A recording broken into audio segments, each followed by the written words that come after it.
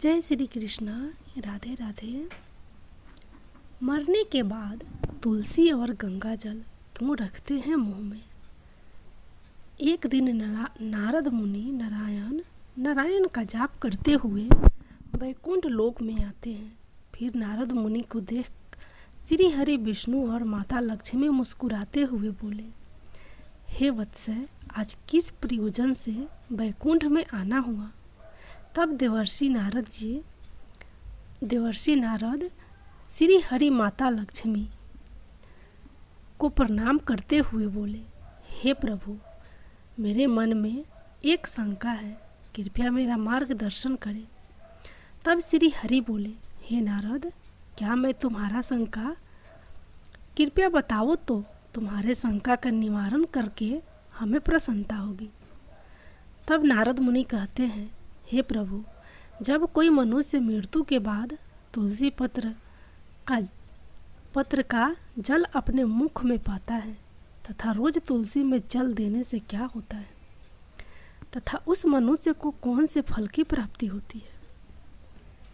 तब श्री हरि कहते हैं, हे नारद, तुमने जो प्रश्न पूछा है वह समस्त मानव जाति के कल्याण हेतु अत्यंत उपयुक्त है। जो भी मनुष्य तुलसी पत्र का जल पाता है वह सौभाग्यशाली होता है। उस व्यक्ति के सारे पाप भी माफ हो जाते हैं और उसे मुक्ति मिल जाती है।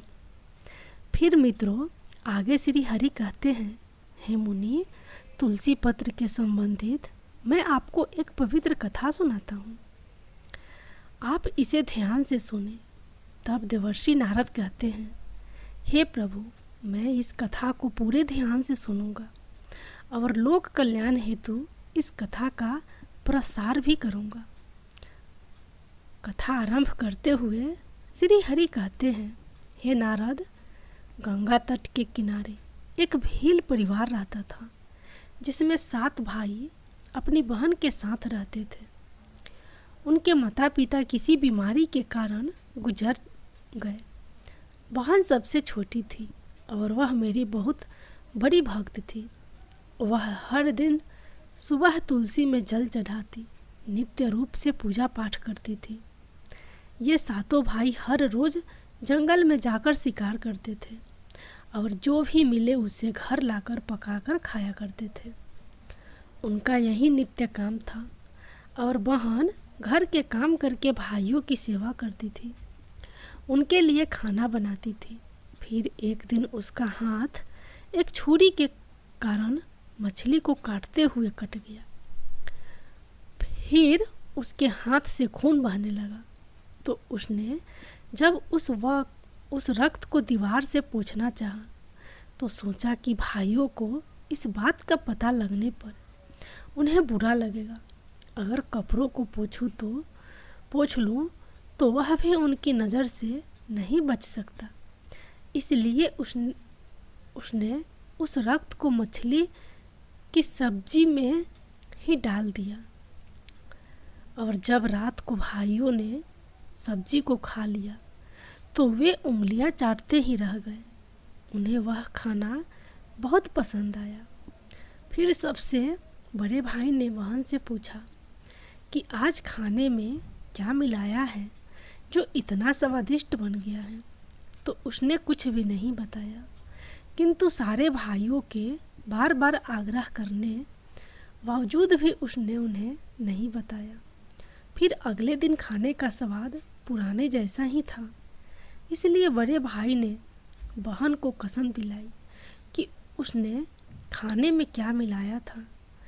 तब बहन ने अपने हाथ के रक्त के बारे में उसे बता दिया। फिर श्री हरि कहते हैं, हे नारद, बड़े भाई के कुटिल दिमाग में एक बुरा ख्याल आया कि क्यों ना हम अपनी बहन को ही मार कर खा जाएं, क्योंकि उसके रक्त की चंद बूंद से ही इतनी स्वादिष्ट थी, तो फिर उसका मांस कितना स्वादिष्ट हो और मुलायम होगा। फिर अगले दिन बड़ा भाई अपनी वह कुटिल योजना सारे भाइयों को बताता है और सबसे छोटे भाई को छोड़ सारे भाई राजी भी हो जाते हैं। तब बड़ा भाई अपने अपनी बहन की हत्या करने की साजिश बना लेता है। फिर श्री हरि कहते हैं, हे नारद, दूसरे दिन वे सभी बहन की शादी कराने हेतु उसे दूसरे गांव चलने के लिए मना लेते हैं। फिर वे सभी अपनी बहन के साथ रास्ते की एक छोटी गुफा में ले जाकर उसे बांध देते हैं और उस पर बाणों से वार करना शुरू कर देते हैं। तभी उस स्त्री ने मन ही मन ईश्वर की प्रार्थना करते हुए कहा कि हे प्रभु, अब आप ही मेरी रक्षा करें। तब एक चमत्कार हो जाता है। सबसे बड़ा भाई बाण तो चलाता है, लेकिन वह निशाना चूक जाता है। उसका निशाना बार बार चूक जाता था।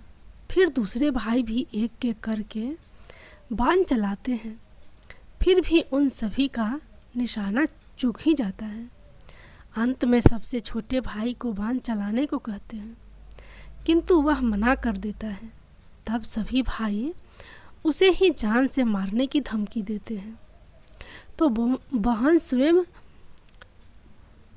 मुझसे विनती करती हुई बोली, हे प्रभु, अब आप मेरे छोटे भाई की रक्षा करें और मेरे प्राण ले।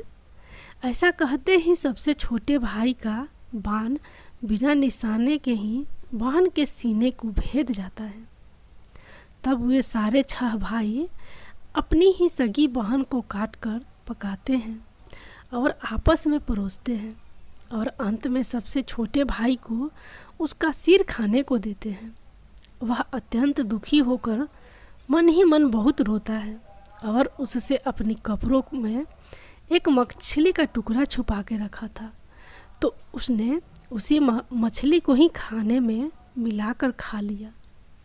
खाते समय उसने अपने पात्र के नीचे एक छोटा सा गड्ढा खोदकर उसमें अपनी बहन के सिर और हाथ पैर के टुकड़े डाल दिए।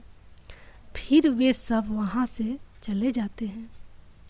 फिर श्री हरि कहते हैं, हे नारद, दूसरे दिन छोटा भाई उसी जगह पर आकर एक बांस का पेड़ अपनी बहन की याद में लगा देता है और उसे रोजाना पानी देता है। इसी तरह कुछ दिन बीत जाने के बाद एक साधु उस बांस के पास मल मूत्र त्यागने हेतु जाते हैं, तो वहाँ से आवाज़ आती है, हे साधु महाराज, आप इस जगह मल का त्याग ना करें। तभी वह साधु आश्चर्य से एक बांस के टुकड़े को काटकर अपने साथ रखते हैं और उसकी एक बांसुरी बना लेते हैं। तब भी वह साधु बांसुरी बजाता तो उसमें से एक स्त्री की सुंदर गाती हुई आवाज़ आती थी। वह तपस्वी उसी बांसुरी को बजाते हुए अपना जीवन यापन करने लगे। कुछ समय बीतने के बाद वे साधु उसी बड़े भाई के घर गए, तो वह बांसुरी बजने के अलावा वह कहने लगी कि इसी दुष्ट ने मेरी हत्या की है। ऐसा सुनते ही घर के बड़ा भाई भागते हुए आया और उसने उस साधु को अपने द्वार से आगे भगाया। फिर आगे श्री हरि कहते हैं कि हे नारद, इसी तरह वह साधु उन 6 भाइयों के द्वार पर जाता है, किंतु वे सभी साधु को वहाँ से भगा देते हैं। साधु को तब कुछ हद तक यह बात समझ में आ जाती है कि जिस स्त्री की आत्मा इस बांसुरी में रहती है, उसका इन लोगों के साथ जरूर कुछ नाता होगा, किंतु बेचारा साधु उन सभी के साथ कुछ भी नहीं कर सकता था। इसलिए वह फिर अंत में 7वें भाई के द्वार पर जाता है। तभी वह बांसुरी कहती है, यही मेरे प्रिय भाई का घर है।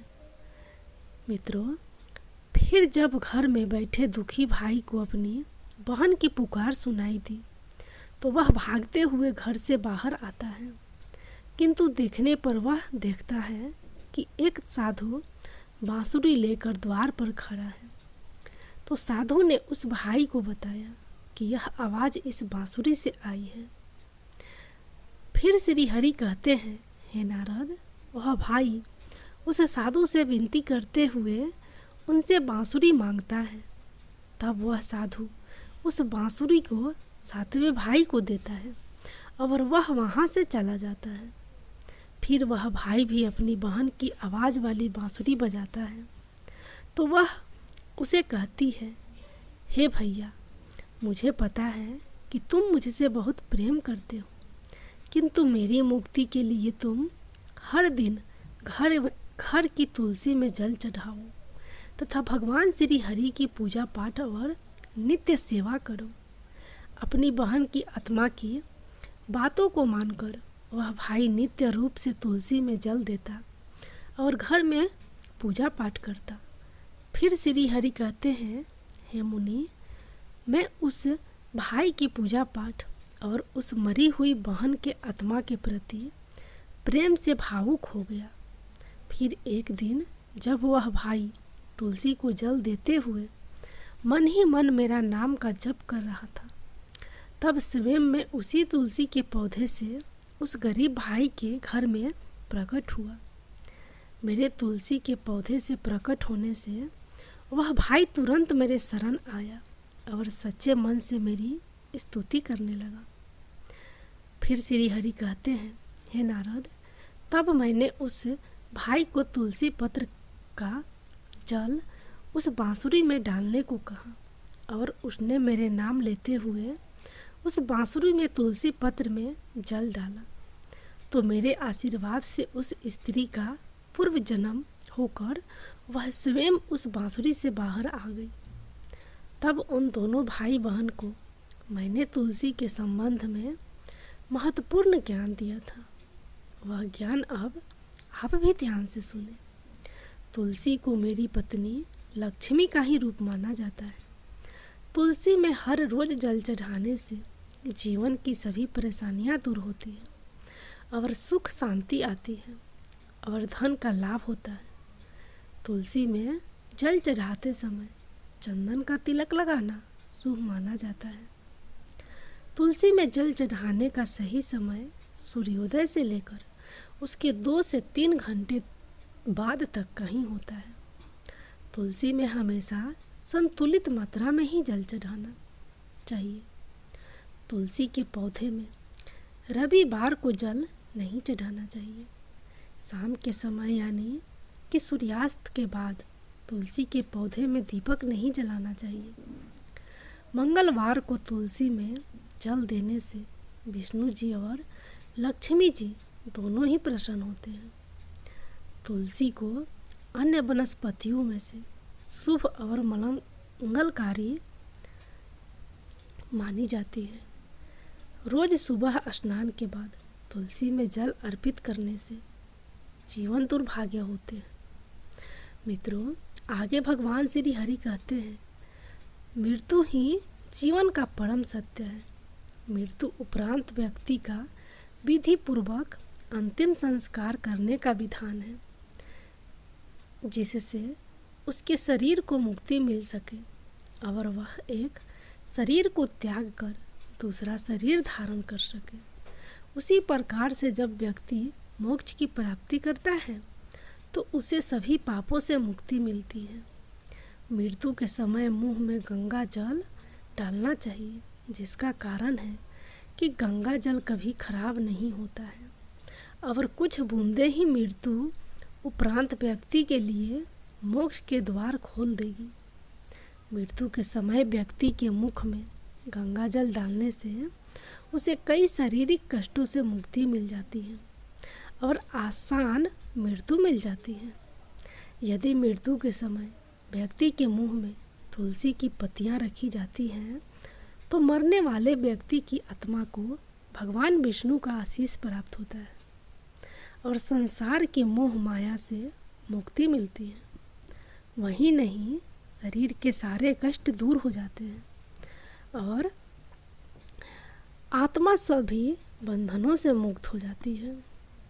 तुलसी के नाम से ही यमलोक में जो कष्ट देने वाले राक्षस हैं वह शांत हो जाते हैं और यम मार्ग आसान हो जाता है तथा मोक्ष मिलता है। इसीलिए मोक्ष के लिए ही गंगा जल और तुलसी का सेवन मृत्यु के समय किया जाता है। तो